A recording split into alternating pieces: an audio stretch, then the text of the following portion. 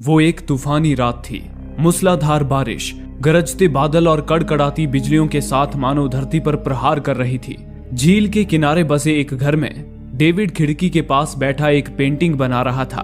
David एक artist था जो मूवीज के लिए पोस्टर्स बनाता था। उसे अगले दिन ही एक मूवी पोस्टर बनाकर भेजना था, जिसके लिए वो उस तूफानी रात में भी पूरी शिद्दत से काम कर रहा था।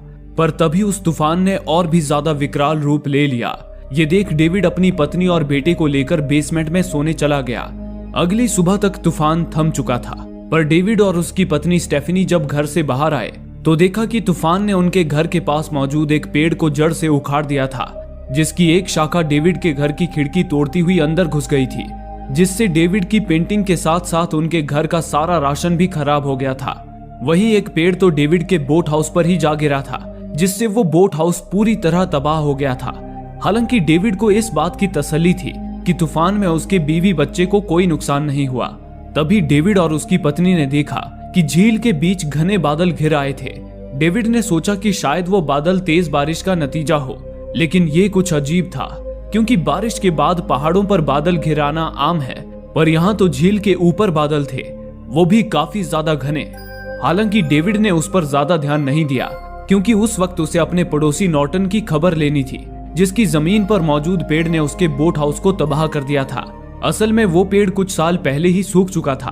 तब से डेविड नॉर्टन से उसे काटने को कह रहा था, पर नॉर्टन के कान में जूं तक नहीं रेंग रही थी। अब उस पेड़ ने डेविड का अच्छा खासा नुकसान कर दिया था। डेविड नॉर्टन को सबक सिखाने जब उसके घर पहुंचा तो देखा कि नॉर्टन खुद एक उखड़े हुए पेड़ को कोस रहा था, जिसने उसके कार की धज्जियां उड़ा दी थी। हालांकि ये देखकर डेविड के दिल को सुकून मिला, पर फिर भी उसने नॉर्टन के लिए अफसोस जताया और वहां से निकलने लगा। इसी दौरान नॉर्टन ने उससे कहा, डेविड, अगर तुम किसी काम से सुपरमार्केट की तरफ जाने वाले हो तो क्या मुझे लिफ्ट दे सकते हो?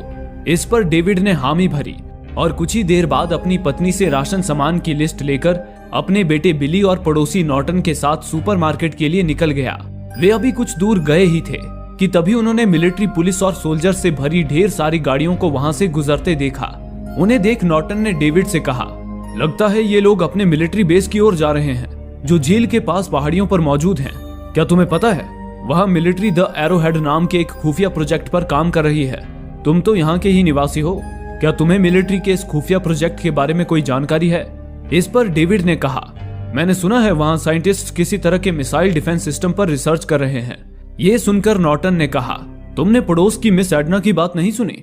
वो कह रही थी कि मिलिट्री को एलियंस का क्रैश हुआ एक फ्लाइंग सॉसर मिला है, जिसमें 3 बर्फ में जमे एलियन भी थे। उसका मानना है कि